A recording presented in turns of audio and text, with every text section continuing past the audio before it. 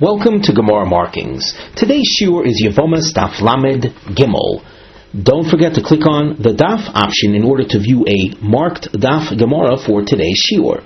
If you are not fully familiar with our Gemara marking system and wish to benefit from its great rewards, it is essential that you study all of the introductory material accessed by clicking on the Learn the System option provided on the sidebar of our home page.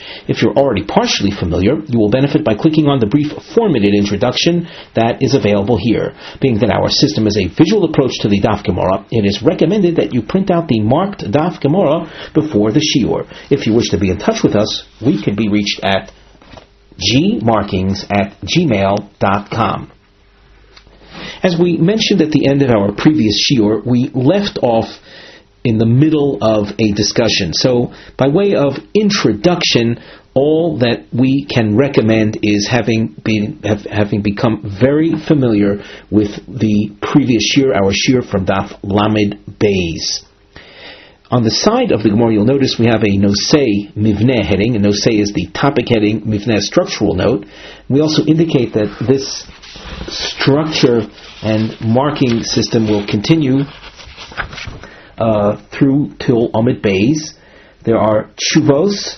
The house marking introduces responses, answers la she'elah to the question b'mai komifligi Reb Chia bar Kapora that we saw on Lamed Beis, Amid Beis. On our previous Amid, we saw 3 examples in which Rabbi Chia and Bar Kapora argued, Rabbi Chia claiming there were 2 offenses, and Bar Kapora claiming in the name of Rebbe, both in the name of Rebbe, that there was only 1 offense.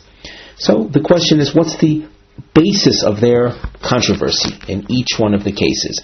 B'mai komifliki, the Gemara answers, Be'isur koilel v'aliba de Reb Yossi.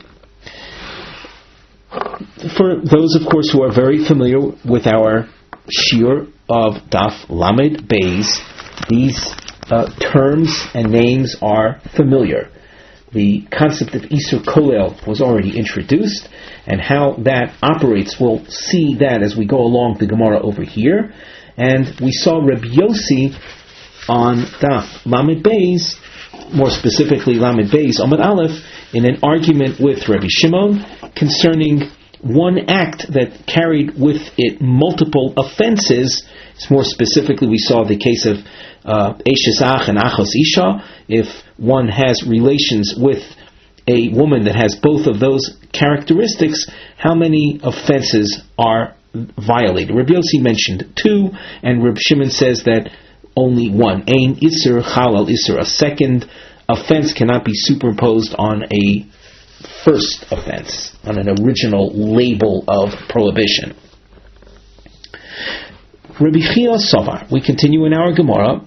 Rabbi Chia, who holds in the 3 examples that we saw on Lamed Beis, Amid Beis, he held that there are 2 offenses. So he holds Rabbi Yossi Be'isur koilel mechayev tarti.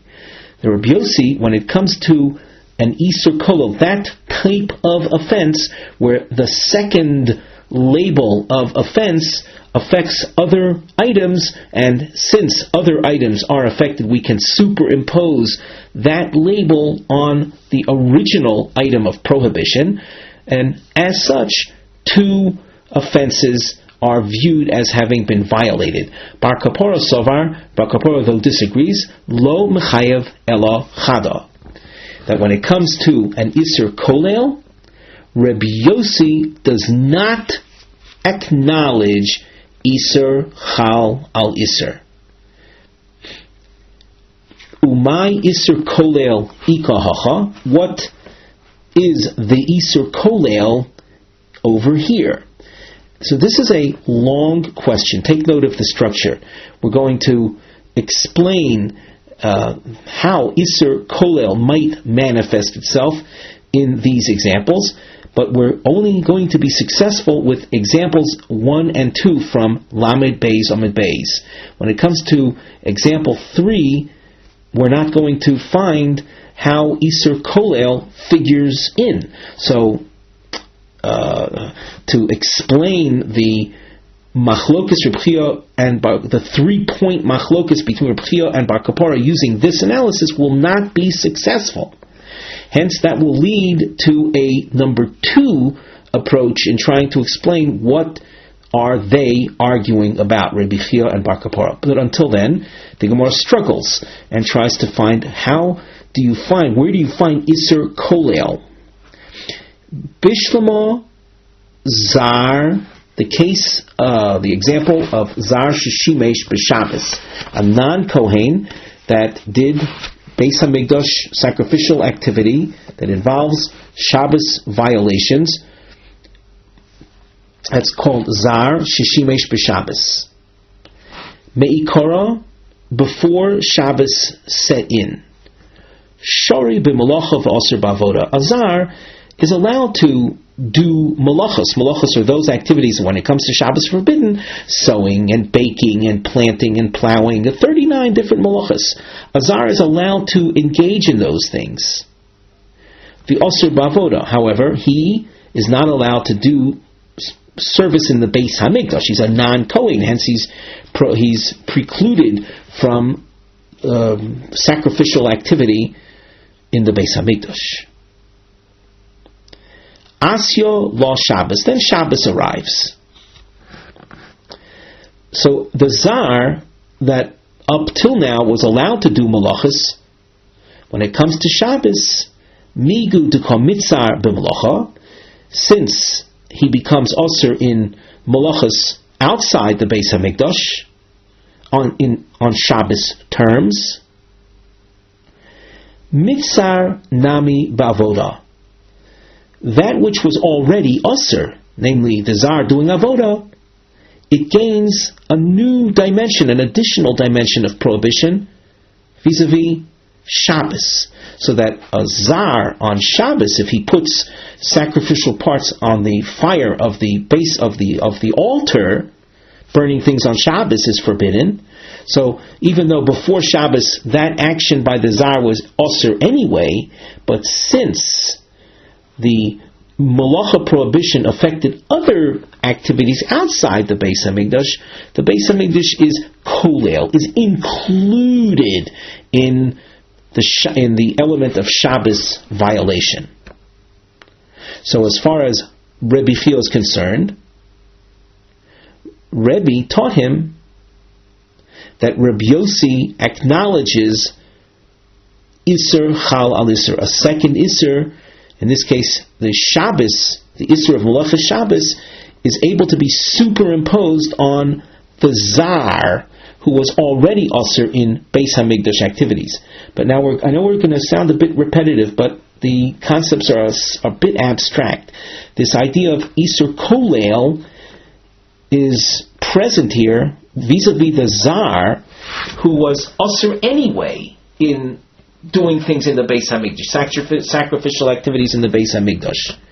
With the onset of Shabbos, so other things that were mutter till now became Aser. Burning meat outside the Beis HaMikdash on Friday would have been allowed, but now when Shabbos sets in, burning things outside the Beis HaMikdash becomes Aser, so it becomes Aser in the Beis HaMikdash as well. That's Isser Kolel. The next example, Balmum. This is the case of a blemished Kohen doing avodas Beis HaMikdash in a state of tumah. Meikora shori b'achilu v'asar b'avoda. The blemished Kohen was when he was not yet defiled, he was allowed to eat sacrifices, restricted only with regard to the offering of sacrifices. Itmile, now this Balmum becomes Tomei. Even without his becoming Tomei, he cannot offer sacrifices. But now he becomes Tomei. Migu dekom mitzar b'achila, since he becomes Aser in other things, he becomes Aser in eating sacrifices, where the element of defilement has relevance to something that up till now was allowed Mitzar nami bavoda. Tuma is superimposed on the Baal Mum as well. True, the Baal Mum was not allowed to offer sacrifices anyway, but since defilement was able to manifest itself in outside things, in other things, here we're talking about eating of sacrifices, it takes in, that's the word correlate, it includes within it, it takes in, it draws in also the Baal Mum doing avoda. So he's guilty of two things. Because of Isur Kolel, of course, according to Reb Chia's tradition he received from Rebbe regarding Reb Yossi. And the two violations are the fact that he's a blemished Kohen doing service, and the fact that he's a defiled person doing service. So we have successfully illustrated Isur Kolel with regard to the first two of the three cases Bar Kapora and Rebbe Chia were arguing about on Lamed Beis Amid Beis. Elo Malika, the case of the Zar Shocha Malika, the non-Kohen who ate a sacrificed bird sin offering, Bebas Achas Hu de Mishkachas Law, Beisur Kolel Lo Mishkachas Law. We understand that there are two violations, but the two violations set in at the same moment. It could very well be that in such a case, so there are two violations, but in an Isur Kolel, we don't see how that operates. Rashi explains in a more elaborate fashion. You'll notice that in the narrow lines of Rashi, a ways down from here, there's a star. And we're going to just read from that point. Ukshenimluka, when the bird was nimlak, when the malika slaughtering of the bird was done, v'nireis l'kohanim, and it became available to the kohanim. A kohen eats a slaughtered chatos ha'of. Poka mino isur asoras milah. At that point, the mi'ilah prohibition expires, because when something becomes mutter, something that had been sanctified, becomes permissible to kohanim, the pre-existing violation of mi'ilah, which is the prohibition of benefiting from something sacrificed, from something sanctified, that expires upon the malika, becomes then fit to the kohanim. But at that moment, v'chayil olei isur zorus, the zar lo yochal, the prohibition of a zar from eating sets in. Up till that point, no one was allowed to eat from it. But now, the zar is not allowed to eat from it. It's a new eating prohibition, but it's specified regarding the zar, the non-kohen. V'isur malika. And at that moment, it's also malika. Malika is another way of saying that it's a nevela. With regard to kohanim, so we saw that prohibition is suspended. But if you're not a kohen, if you're someone who's not entitled to eat it in the first place, you would also have to contend with the fact that it's not slaughtered in a normal slaughtering way with a knife, but rather with the kohen thumbnail, as we described in our previous shiur.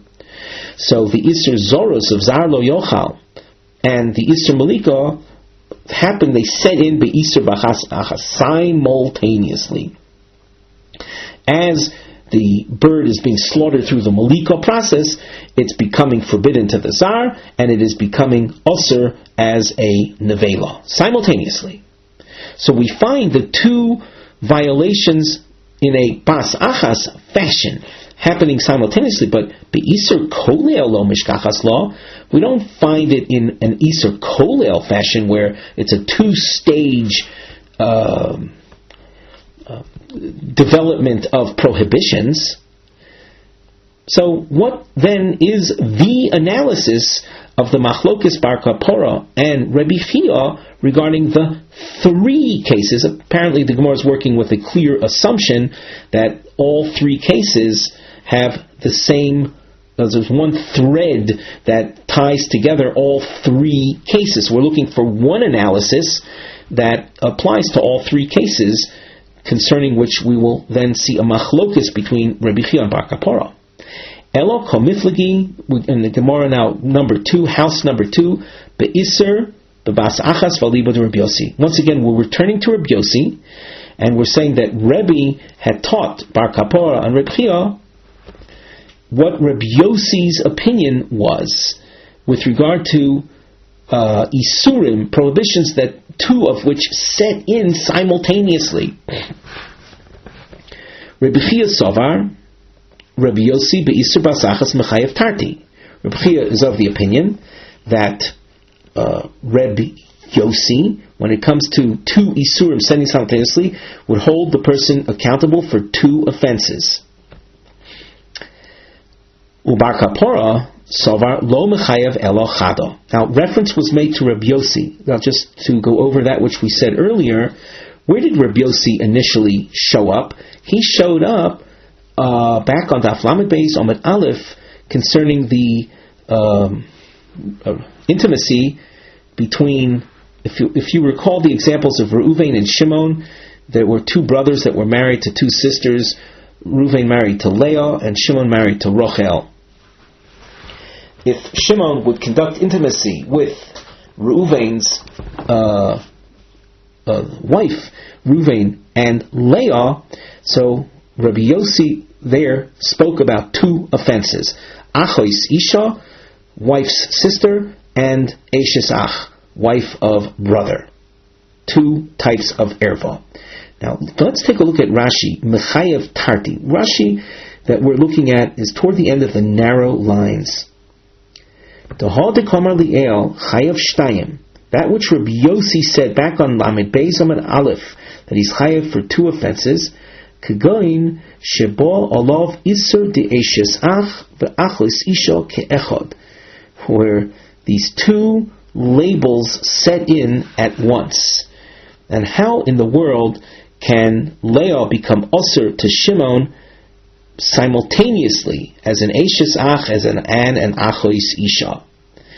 In other words, like conventionally speaking, one Isur would set in before the other. If you have two brothers, and if you say Shimon married Rochel, and then later on the Reuven marries Leah, if Shimon marries Rochel, at that point, Leah is Achos Isha, it's Shimon's wife's sister.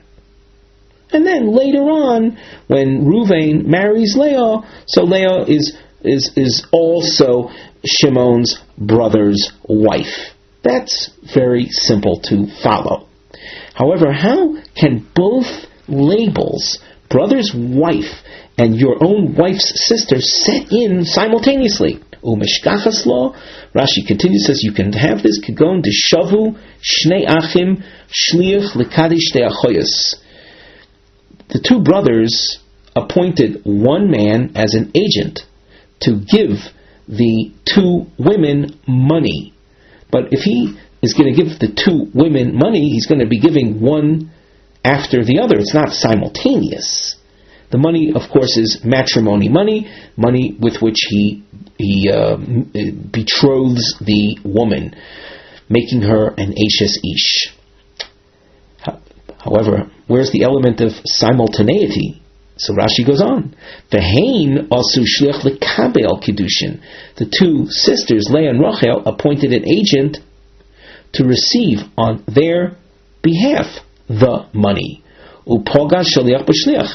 The brother's agent met up with the sister's agent. Brother's agent gave sister's agent the money. That's in one act, in one moment of money transfer. Both sisters become married to both brothers respectively. So there you do see the possibility of simultaneity regarding the two offenses, Achos Isha and Eishes Ach. So that is as far as Rabbi Yossi is concerned over there. The Gemara, though, here goes on, V'hocha. Well, let's just read again. We said Rabbi Chia holds V'isur b'hasachas Rabbi Yossi is mechayev tarti and bar kapora sovar lo mechayev elochado. V'hocha my isur b'hasachas ika hocha. Here in the machlokes bar kapora and Rabbi Chia, where do we see simultaneity with regard to each one of the examples? Now, structurally, the Gemara will introduce the cases and point out that you can explain this with regard to two of the examples, but we're looking for an explanation that applies to all three examples. So the Gemara goes on, Zar Shishimesh B'Shabbos. You want to see how you can have both setting in simultaneously with regard to a Zar, a non-Kohen who does sacrificial activity on Shabbos. He puts the animal parts, the sacrificial animal parts, on the altar on Shabbos. Kagon, the Isi Shtei Cyrus B'Shabbos, the Havilu Zorus V'Shabbos B'Hadi Hadodi. The Shtei Cyrus, literally the two hairs, the two pubic hairs that introduce adulthood or maturity, upon which a person, and only at that point, is a person guilty or held accountable for mitzvah violation. So that prior to Shabbos, this person would not have been guilty of any offenses. He was still a minor. The hairs sprouted forth on Shabbos.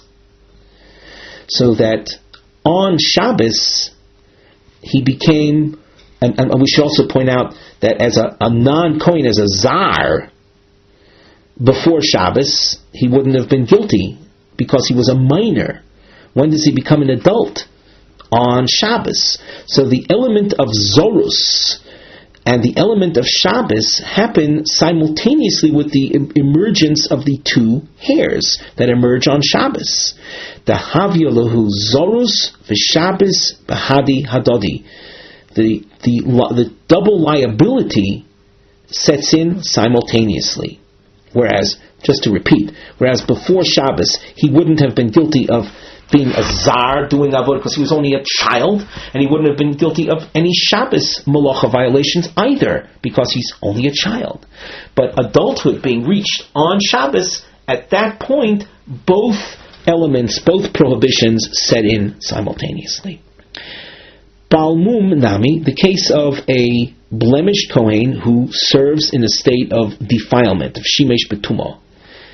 The same analysis as we said with Roman numeral number 1, Kagon, the Isi Shtei Cyrus Ve'itmi Lei. First, Rashi explains beyond the literal translation of the Gemara. He tells us that you're dealing with someone that was, as a minor, had become defiled. Well, imagine a minor had touched a corpse. So he's Tomei Mace. However, let's say, that would have no halachic ramifications because he is still a minor. While he is Tomei, though, Tumas Mace, for example, is a 7-day event, 7-day phenomenon. While he is Tomei Mace, the two adult hairs, the two pubic hairs, emerge. So when the Gemara says the Isi Shtei Cyrus Ve'itmilei, it's a little misleading. Ve'itmilei really goes before. A child who was Tomei, and in a state of Tumah, two hairs emerge.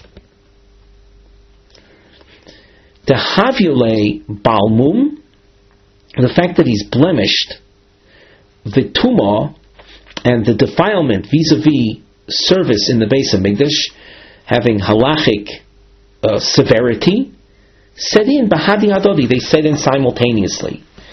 Namely, before the emergence of the two hairs, as a Balmum doing, as a child, a blemished child, Kohen, doing activities, he wouldn't be chayav anything because he's a minor. Likewise, as a defiled individual doing Beis HaMikdash activities, but he's a minor, he wouldn't be guilty. With the emergence of the two hairs, those two elements become, we'll say,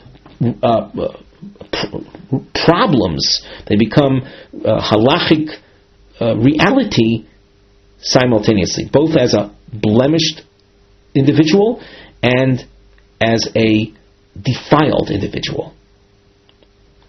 Inami, another illustration of Balmum Shishimesh Betuma happening simultaneously.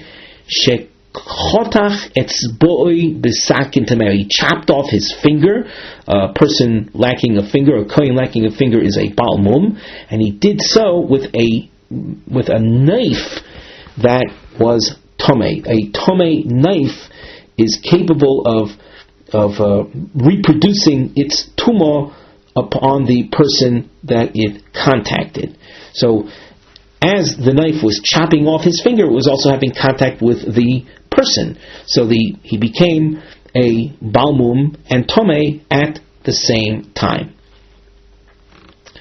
Let us point out that as far as malika, we had zar she'ocha malika. That was the third example. That we already explained how it happens bebas achas. That the Isser Zoros and the Isser Malika happen as the bird is being slaughtered in the Malika fashion, simultaneously. It becomes an Avela, and the Isser of Zar Lo Yochal sets in, because it's at that point that it becomes mutter to the Kohanim, and whereby the Isser Me'ilah is removed, but a new Isser kicks in at that moment. At the moment that Malika is happening, the Isser of Zar Lo Yochal sets in. So that's already been explained as Isser Basachas. The Gemara asks, Bishlama l'Rabbi Chia. Things will work out. I can understand the Gemara through the position of Rabbi Chia. Ki asne l'didei aliba de Rabbi Yossi. When Rabbi Chia was taught by Rebbe, and Rabbi Chia mentioned that he was taught there are two offenses, so he was taught in accordance with the opinion of Rabbi Yossi. Ki asne lebar kapara, aliba de Rabbi Shimon. And through the eyes of Rabbi Chia, he understands how Bar Kapora could say you're chayav only one, because Rebbe taught the halacha in accordance with the other Tana, in accordance with Rabbi Shimon, who holds that when you have multiple averos, you're chayav only for one, even if they happen to be bebasachas. Elo bar kapora, but from bar kapora's standpoint, if you view things through bar kapora's eyes, bar kapora, according to this, from house number 2 downwards, from as far as bar kapora is concerned, who said that Rebbe taught him according to Rabbi Yossi. Bar Kapora says that Rebbe taught me that when with multiple averos there's only one violation, even though multiple averos were committed. There's only one violation for which the person is held accountable, and he taught me that in accordance with Rebbe Yossi. So would you say that through the eyes of Bar Kapora, Rabbi Chia Shikuri Komeshaker, that Rabbi Chia was simply lying? You see, the problem is that if according to Rabbi Yossi, who is more expansive, says that there would be only one offense, Rabbi Chia would have no one upon whom to ascribe 2 offenses. So, according to what we are saying now, we can explain what took place in the controversy between Bar Kapora and Rabbi Chia if we look at things through the eyes of Rabbi Chia. But if we look at things through the eyes of Bar Kapora, we would have no choice other than to say that Rabbi Chia was lying, and that's untenable. So we have to approach Rabbi Chia and Bar Kapora with a new analysis. Ela komiflagi be'isur basachas v'liba de Rabbi Shimon. Now, here, we don't have to go through the exhaustive analysis we did before with regard to basachas, because we already demonstrated how you can have the three cases happening b'vasachas.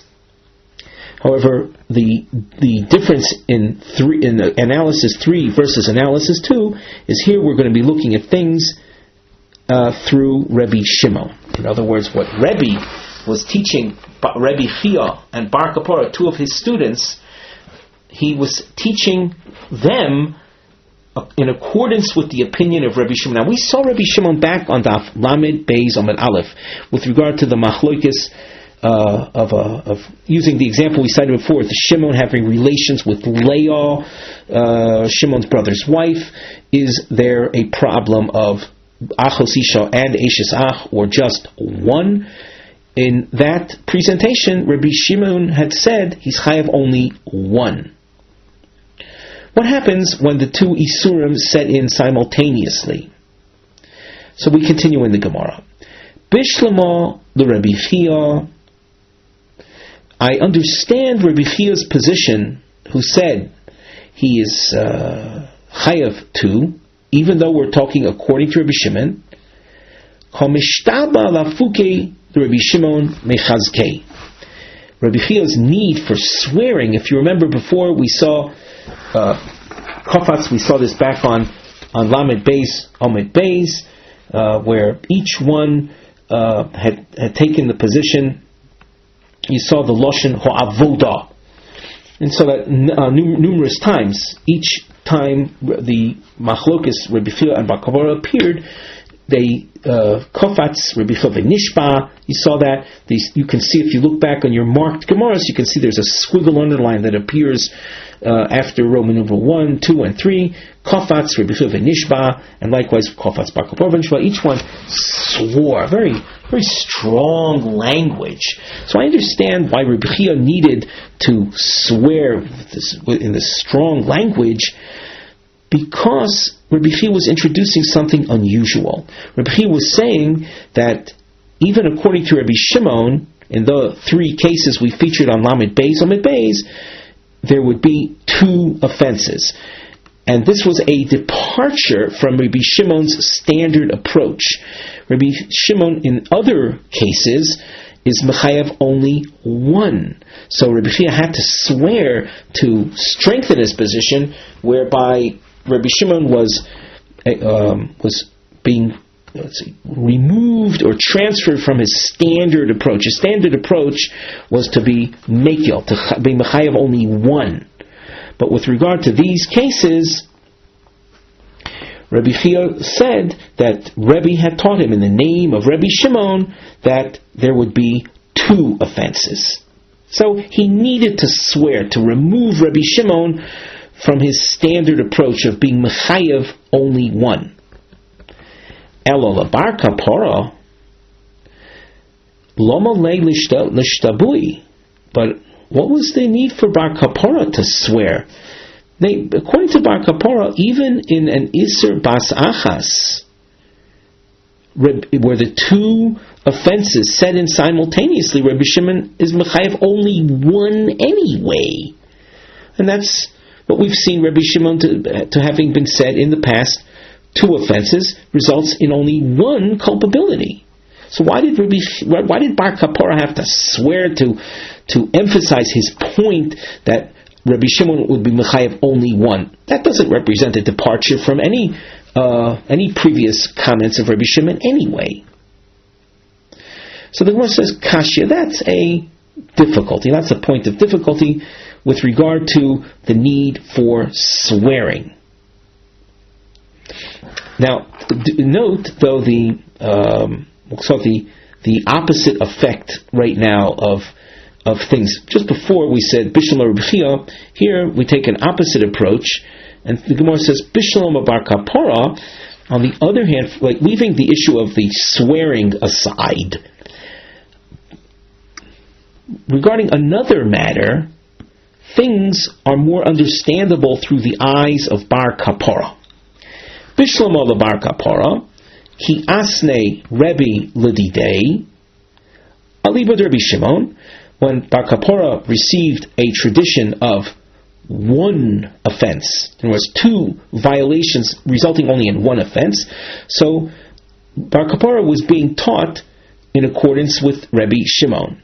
Ki asnei l'Rabbi Chia, and when Rabbi Chia was taught that there are two violations, so through the eyes of Bar Kapora, what Rabbi Chia was talking about or was saying, he must have been saying Aliba de Rabbi Yossi.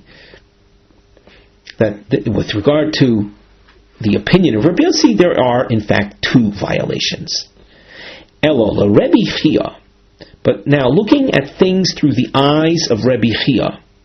Now, through the eyes of Rabbi Chia, even Rabbi Shimon, who generally speaking is a minimalist, here Rabbi Shimon is saying that you're chayav two. Here where the two isurim set in simultaneously, even Rabbi Shimon, who is ordinarily a minimalist, says you're chayav two. There's no one left to say only one, because once again, even Rabbi Shimon, who is the minimalist, says you're chayav two with regard to the isur basachas. So certainly Rabbi Yossi would say two. So through the eyes of Rabbi Chia, Bar Kapora shkuri komeshaker, is Bar Kapora lying? Because according to Bar Kapora, with the onset of the two averos, the two sins setting in simultaneously, Bar Kapora claims there's only one chiyuv, only one element of culpability. According to whom would that be? So, is he lying when he says one? Omar loch Rabbi Chia. Rabbi Chia says, no, that's not what is responsible for Bar Kapora's comment.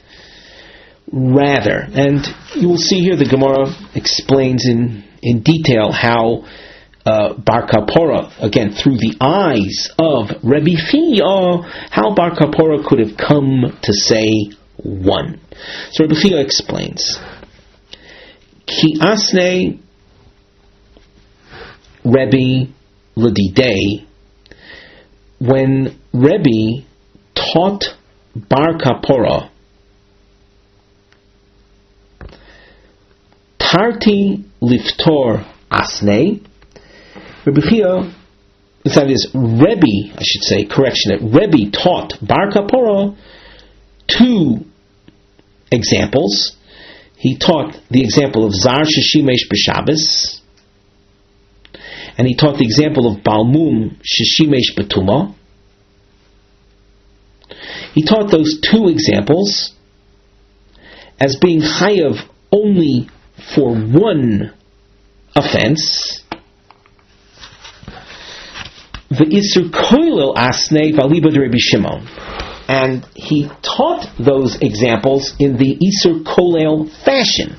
Now, if anyone needs a reminder of that, so we saw that in the top of Lamed Gimel Lamed Aleph, how you have isur kolel with regard to those two activities, Zar Shishimesh B'Shabbos and the Balmum Shishimesh B'Tuma. Those two offenses, the second offense will set in through a kolel fashion that we already explained. However, Rebbe Chia adds that which Bar Kapora was taught, that one will be chayav for only one offense, that was taught in accordance with Rebbe Shimon. That only in the case of an isur kolel, Rebbe Shimon says chayav one. V'chazio Bar Kapora lezar she'ocha malika. Bar Kapora noted in his mind the case of a zar that eats malika, which is similar to the previous issues, which were kodshim related, which were sacrificially related. and how are they related? Not only by the fact that they're in the realm of kachim, but they're two offenses that are happening that exist together. He's a zar, and he's also eating nevela. So Bar Kapora thought about that on his own.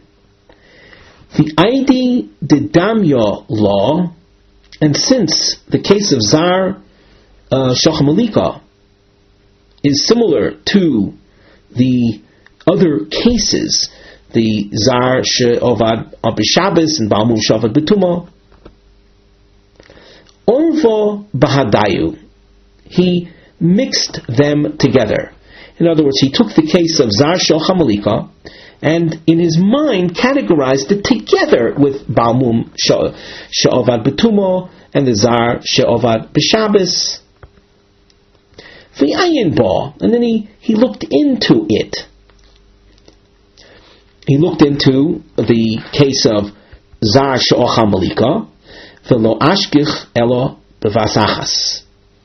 And zar she'ochal malika, as we explained in our Gemara earlier, that sets in, the only way the two set in is in a simultaneous fashion. The Isser Zorus and the Isser Malika set in simultaneously. That's as far as Zar She'ochal Malika. But again, Bar Kapora was, since he got onto that track of thinking, and he was thinking at the same time about Balmum She'ovad B'Tumo and Zar She'ovad B'Shabbos, the Sovar and Bar Kapora concluded Midaha B'Vas Achas, from the fact that Zar B'Malika is a double offense that sets in though simultaneously. Honami bevas achas. The cases of balmum, betumo, and zar b'Shabbos are also situations where they set in simultaneously. We explained earlier how that could be. That's with the appearance of the shtei cyrus, of the two adult pubic hairs. Umida hanoch liftor, hanoch nami liftor. Now, Bar Kapora had heard from Rebbe regarding those two, the Balmum Betumo and Zar B'Shabbos, that according to Rebbe Shimon, they're chayav only one. So just like they were chayav only one, and now in Bar Kapora's mind, they're chayav only one, even if they happen simultaneously. Hanoch nami liftor. This also is going to be chayav only one. So that as far as Rebbe Chia is concerned, Bar Kapora wasn't lying. Bar Kapora was taught the idea that for a double offense there's only one. But as far as the truth of the matter is concerned, as far as Rebbe Chia is concerned, this idea of being chayav only one is restricted to the case of an Isser Kolel, and according to Rebbe Shimon. Bar Kapora, though, let's say, took liberties in his thinking. Yes, it's true that he heard one, and that's why Bar Kapora said one.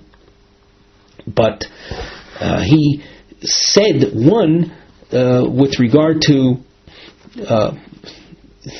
even when the two offenses set in simultaneously, and he got to that conclusion through considering on his own that Zar She'ochal Malika must be characteristic of the other two offenses, and just like Zar She'ochal Malika is an example of two offenses setting in simultaneously, the cases of Balmum She'ovad B'Tumah and Zar She'ovad B'Shabbos, they also represented cases of simultaneity, and as far as Bar Kapora is concerned, even then there would be only one offense.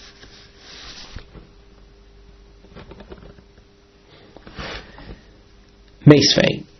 Here the Gemara raises a question. Notice that it's a long question. Zar sheshimesh b'Shabbos, ubalmum sheshimesh b'Tumah. These two examples are quite familiar to us. Yeshkan, in each one of these examples, what we called 1 and 2, we continue with the same numbering. 1, Mishum Zoros Mishum Shabbos. That is Zar Shishimesh B'Shabbos, there are 2 offenses. There's the fact that he's a non-Kohen and the fact that he's doing the Malacha on Shabbos. And with regard to the second example, number 2, you say Umishum Balmum Umishum Tuma. Divrei Rabbi Yossi. And the Balmum Shishimesh B'Tuma, there are 2 violations, and that's all according to Rabbi Yossi.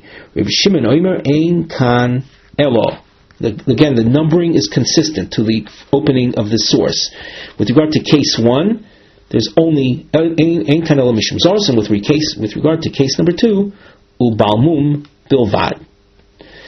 So that's Rabbi Shimon's opinion. Only one offense. That if you have a Zar Shishimesh B'Shabbos, as far as Rabbi Shimon is concerned, as far as Malachas and Shabbos are concerned, it's totally suspended. There's only the problem of Zoros. And with regard to the Balmum Shishimesh B'Tumah, the laws of Tumah were suspended. With regard to public sacrifices, there remains only the problem of his being a Balmum.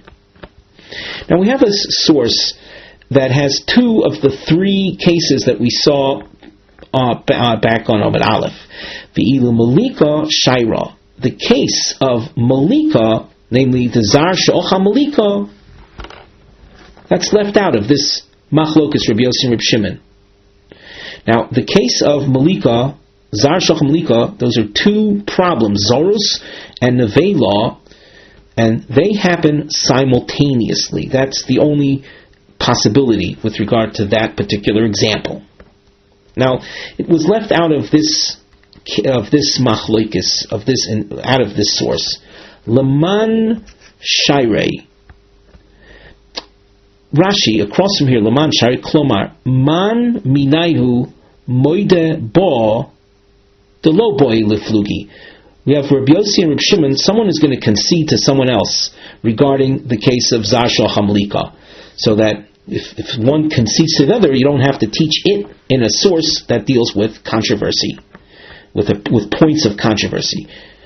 So regarding Zar She'ocha Malika, that was left out. Lamancha, according to whom was it left out? Or for whom was it left out? And here we have the double underlining to highlight the stages of analysis.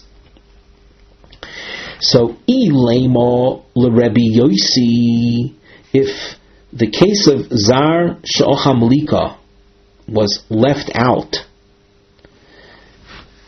that namely that Rabbi Yossi would allegedly say that he'd be chayav only 1. Well, that's far-fetched. Hashta Rabbi Yossi be'isur koilel mechayev shtayim. Mind you, Rabbi Yossi, when it comes to Isur Kolel, which was a weak form of suggesting second Isur being superimposed, and yet, even though the Isur Kolel analysis is a rather weak method of having a second Isur superimposed on an original Isur, and even so, Rabbi Chia says, even in Isur Kolel, there are 2 offenses. When the 2 offenses happen simultaneously, where you really can't choose one over the other, so Mibaya, would I need to tell you that would I need to tell you that Rabbi Yossi would say 2? Of course, there would be 2 offenses. So the absence of Zar She'ocha Malika from this source where there's controversy to suggest that Rabbi Yossi on that point would concede to Rabbi Shimon, forget it. Rabbi Yossi wouldn't concede to Rabbi Shimon with regard to Zar She'ocha Malika, where the 2 Isurim are simultaneous. Elolav, the Rabbi Shimon. So rather, we have to conclude that the absence of Zar She'ocha Malika from this source is simply because Rabbi Shimon on that point concedes to Rabbi Yossi that you would be chayav 2. So then, if in Isur Basachas Rabbi Shimon is moide, so where is their machlokes? Ubisur kolel hu depotar. It's only with regard to the case of Isur Kolel, where the second Isur is going to be, let's say, superimposed through the Kolel method, there Rabbi Shimon exempts. Avol be Isur Basachas Mechayev. But in the case of Isur Basachas, Mechayev, that's Rabbi Shimon would be Mechayev too. Tiyufta de Bar Kapora. Tiyufta. This would appear then to be a refutation of Bar Kapora's stance. What was Bar Kapora's stance with regard to Isur Bas Achas Alibo de Rabbi Shimon? So if you look back at house number 3, that means go back to Lamed Gimel Amud Aleph, and there the Gemara said that Komifli be'Isur Bas Achas Va'alibo de Rabbi Shimon, wherein Bar Kapora said there would be only one offense. Here, by the absence of Zar Shocham Liko, which is an example of Shnei Isurim, 2 Isurim that set in B'Bas Achas simultaneously, Rabbi Shimon is conceding to Rabbi Yossi that you would be Chayav 2. So that is a refutation of Bar Kapora in our answer number 3, back on Amud Aleph. The Gemara now continues, looking into the example of Zar Sheshimesh B'Shabbos, trying to understand what took place. On the side of the Gemara, we have, this is our topic heading, Zar Sheshimesh B'Shabbos Chayav. We say that a non-Kohen who does sacrificial activity on Shabbos, he's considered in violation. B'mai Shimesh, what did he do in practical terms? So the Gemara asks, and the question lasts a couple of lines. B'mai, b'shchita, if the Zar, the non-Kohen, slaughtered a public sacrifice on Shabbos in the Beis Hamikdash, and that would be considered an offense, that's not true. Shchita b'zar kshera. A non-Kohen is entitled, is allowed to slaughter sacrifices. The b'kabola v'hoilocha, and if it's regarding the subsequent or the succeeding or subsequent activities in sacrificial offering, the receipt, Kabbalah, receipt of the blood in a receptacle, and the halacha, the carrying of the blood to the Beis Hamikdash, upon which it eventually will be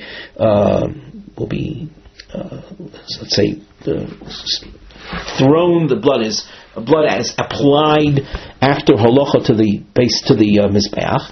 Nevertheless, those activities of Kabbalah and halacha, receipt and carrying, tiltal bi'almahu, it's mere movement of it. That does not involve any Shabbos violation.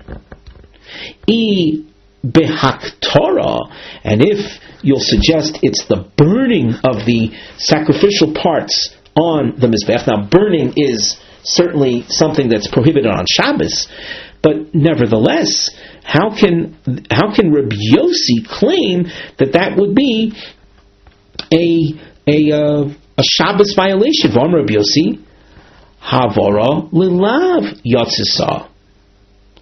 Havora is an exception to the rest of all the malachos of Shabbos, insofar as the rest of the malachos Shabbos, 38 of the 39 malachos Shabbos, result in a capital offense, and hence court execution. Havora, on the other hand, is different. It's considered a negative offense, isur lav, without a capital penalty attached to it. So to suggest that the Zar Sha'ovad Sheshimesh B'Shabbos is considered in violation of Shabbos by having burnt the parts of the sacrifice on the Mizbech, but according to Rabbi Yossi, Havara is the example of something that would be a non-Shabbos capital violation. The Gemara answers. And then here you'll notice there are two answers. Number 1 and number 2 follows later on. Omar Rav Acho Bar Yankiv. If you want to know what's the case of Zar Sheshimesh B'Shabbos that would carry with it two offenses, namely Zoros plus Shabbos, it's a very, very specific example. B'Shchitas Poro Shel Kohen Gadol, Uchedivrei Omer Shchitas Poro Shel Kohen Gadol B'Zar Psula. We're talking about Yom Kippur. On Yom Kippur, the Kohen Gadol brings a special personal type sacrifice, personal or Kohen related sacrifice called a par.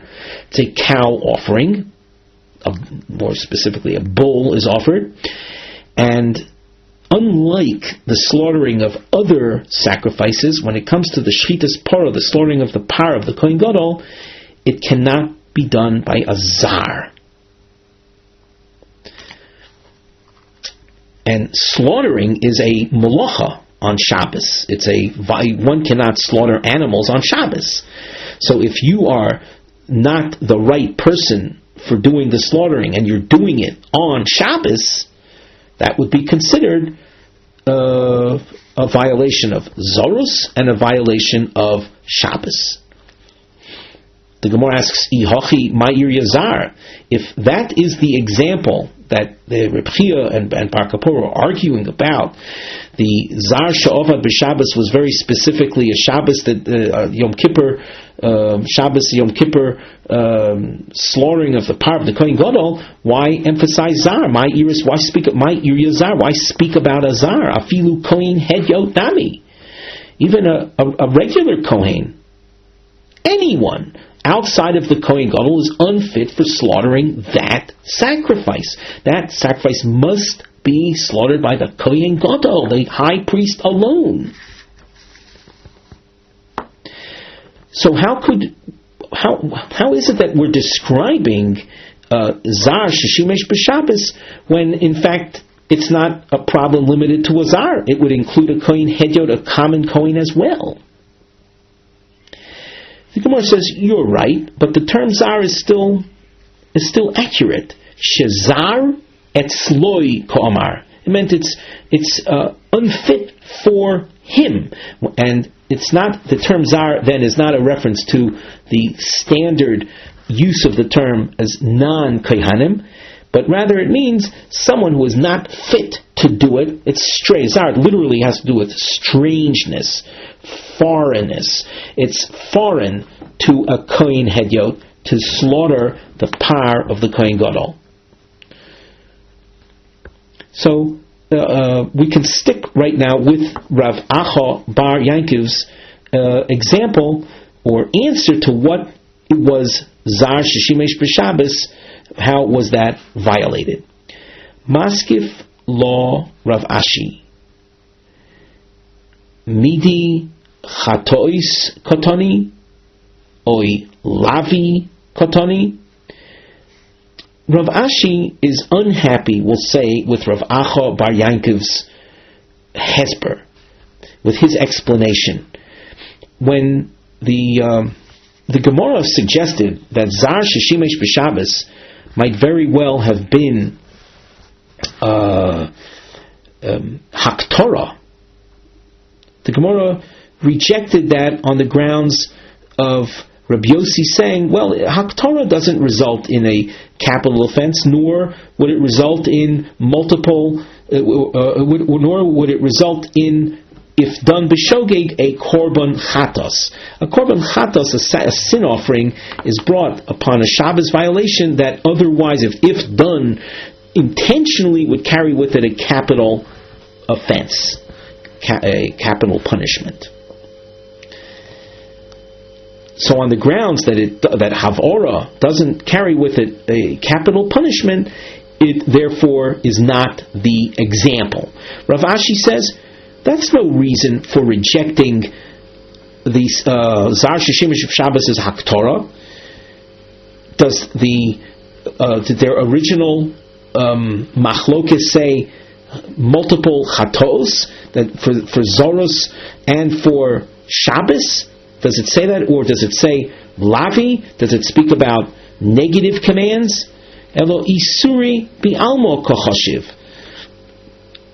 All that Reb Chia and Bar Koppel were referring to were violations, without being specific of what penalty accompanies the violation. So when we speak about a zar sheshimesh b'Shabbos, it could be anything that he is doing that has some type of Shabbos element of violation, even if it's not a capital offense. So that what we are essentially describing is a zar doing things that that he, as a zar, should not be doing, and he's doing it on Shabbos, doing activities that should not be done on Shabbos, regardless of the penalty, the Shabbos penalty that accompanies them. L'may nafkamina, what difference does it make, halachically speaking, how many offenses there are? If you're telling me now that from the Shabbos side of things, we're not necessarily speaking about something that carries with it a capital offense, which would result in, let's say, multiple chatois or Torah level violations, but you're talking simply about things that the zar should not be doing. I think that you have to add here with an element of Shabbos violation, even if it doesn't carry with it the chiyuv chatos. What practical nafkamina does it have to us? What practical legal ramifications does it have that he's considered a multiple violator? The answer is lekovro bein rishoyim chamurim, to have him buried amongst the more severely wicked individuals. That if a person is guilty of multiple violations, Zorus plus Shabbos, eventually upon his demise, maybe through natural causes, he will be buried amongst people that are equally wicked. Before we continue with the new Mishnah, we glance at the side under our topic heading. We have a nosei, Shnayim Shekitshu Noshim Vizchafut. We'll speak about two people that married women. They gave money in betrothing women, making each woman an Eishes Ish. She's considered a married woman now, and they got switched around. Kamo Averos Yecholos Lios. How many offenses, how many sins could be described under such events? The Mishnah. Shnayim shekitshu shtei noshim. Two men married two women. Ubeshas knisasan lechupa hichlifu et shelzeh lazeh ve'et shelzeh lazeh. And when they entered chuppah represents literally it's a canopy, but it's the stage at which the couples will now engage in intimacy to consummate their marriages. However, there's a switch around of wives. Harei elu chayovin mishum eishes ish. Well, each man that has intimacy with the other one's wife is then guilty of eishes ish, having intimacy with a married woman. V'im hoyu achin. If the two men happen to be two brothers, and each brother is having relations with his brother's wife, then there's a problem. Mishum eishes ach. V'im hoyu achoyos, and if the two women happen to also be two sisters, where you have two sisters married to two brothers, then you'd have a problem of mishum isha el achosa, which in other terms means wife's sister. That one is prohibited in having intimacy with one's wife's sister. V'im hoyu nidois, if there were menstruant women, mishum nida, there would be that offense as well. So you can have a maximum of 4 sins with the one act of intimacy. If then the mix-up was discovered, so we separate them from their proper husbands for 3 months. We don't allow them to engage in intimacy because of our fear that they might have been impregnated by the first men, their non-husbands. and if they were impregnated by them, the resultant child will be a mamzer. So we want to identify the woman as whether she is or not pregnant, and that can be determined only after the passage of 3 months without having intimacy with her real husband. And within 3 months, at the 3-month point, if we have isolated, separated her from her real husband, and she shows signs of pregnancy, we'll know she's pregnant with a mamzer. If 3 months go by and she hasn't been with her husband because we separated her from him, and she after 3 months shows no signs of pregnancy, so she was not impregnated. Vim hoyu ktanois she'enan ru'yos leiled machzirin oison miyad. If the women featured in this Mishnah that were switched around happen to be minors, they're children that are not fit to become pregnant, so then that issue of suspicion of mamzerus doesn't exist. So we can have them be returned to their proper husbands immediately. Vim hoyu kaihanos nifsalu min hakahuna. This will be explained at greater length in the Gemara later, but it basically says that a woman, if she was associated with the kahuna and she had been with another man as a married woman, so she can no longer participate in eating of truma. The Gemara asks on the language of the Mishnah. There's an arrow on the side. You can align this with the arrow above, where the word hichlifu appeared. Hichlifu grammatically means there was a deliberate. The two men switched their wives. You take my wife, and I'll take yours. Hichlifu, midi berishi askinon. Is the Mishnah interested in analyzing what the halacha is with regard to wicked individuals? Vesu, ha the tani Reb Chia. And furthermore, a further problem. Reb Chia has a taneg source, a brisa, which is we'll say a commentary or an elaboration on that which is taught in the Mishnah. Reb Chia's brisa says regarding that which the Mishnah taught. The Mishnah taught there were 4 offenses. Nominally speaking, is right by way of name. There was Eishes Ish, Achos Isha, Eishes Ach, and Nida. 4 offenses. Now, those 4 offenses, when committed by 4 people, 4 times 4. So Rabbi Chia says, Harei kan sheish esrei chatois. There are 16 sin offerings that would be brought.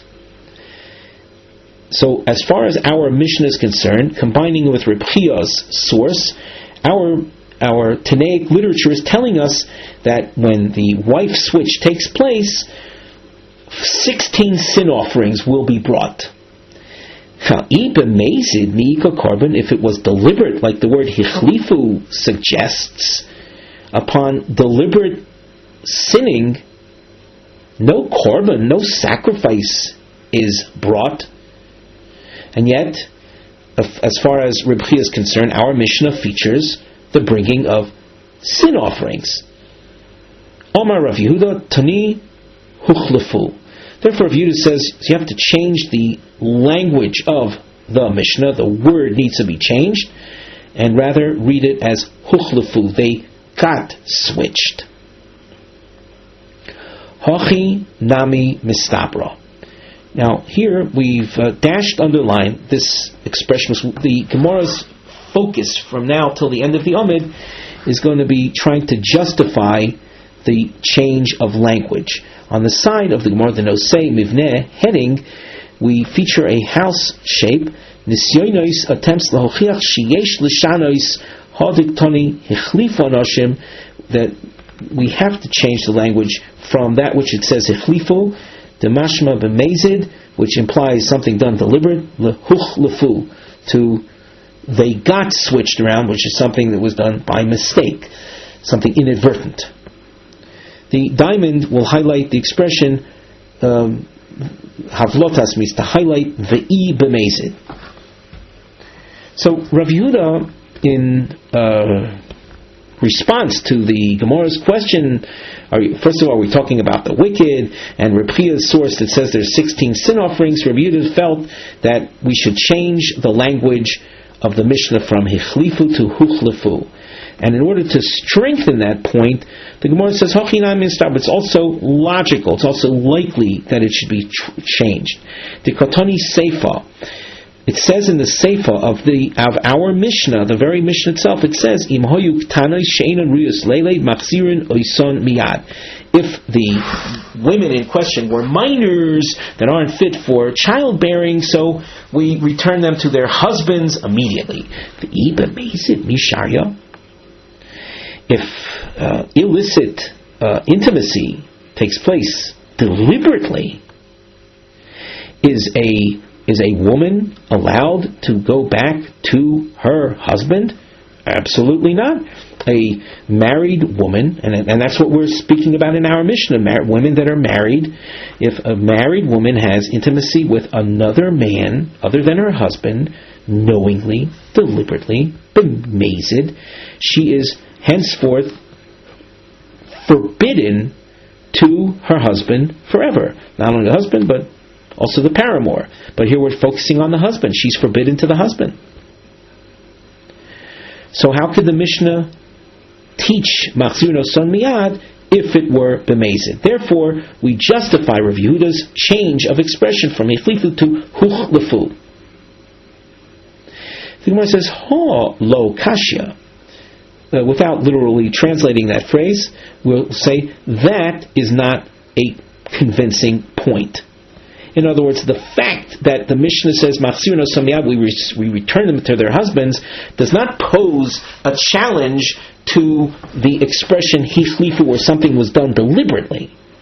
The reason for that is Pituye Ketana Oinis Ninu, V'Oinis B'Yisrael Mishra Shari.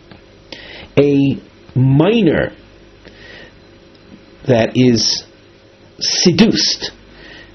Now, seduced means that she was convinced to engage in this intimacy.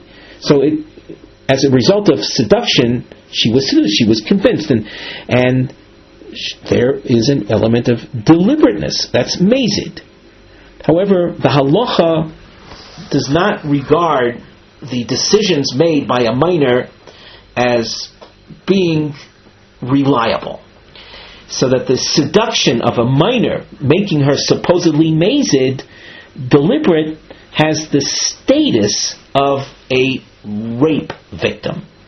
And a rape victim, when it comes to a woman who was married to a Yisrael, non-Kohen, a woman like that, a married woman that's raped, is allowed, Mishra Shari, she's allowed to go back to her husband. So the fact that the Mishnah says that if they were ketanos, we would send them immediately back to their husbands, does not prove that the Mishnah is speaking about something inadvertent.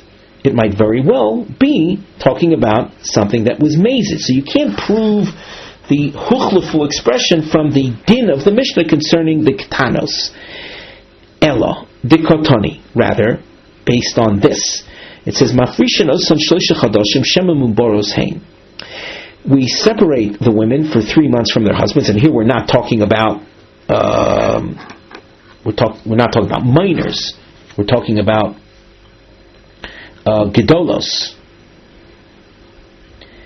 and we separate them for 3 months to establish whether they're pregnant or not. Holav muboros, and if we discover that they are not pregnant, sharion, they are mutaros, they go back to their husbands. Be'i b'meizid mishari, and if the adult woman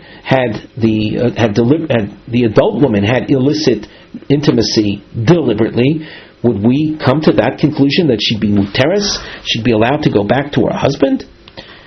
Elolav shmami, no, rather, from here we can conclude huchlefu, that the switch in the Mishnah was not deliberate, it was inadvertent. Shma mina, this is in fact conclusive.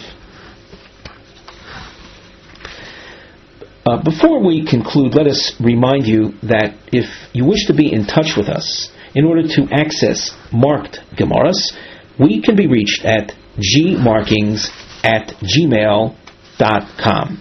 With that, we conclude our shiur for today.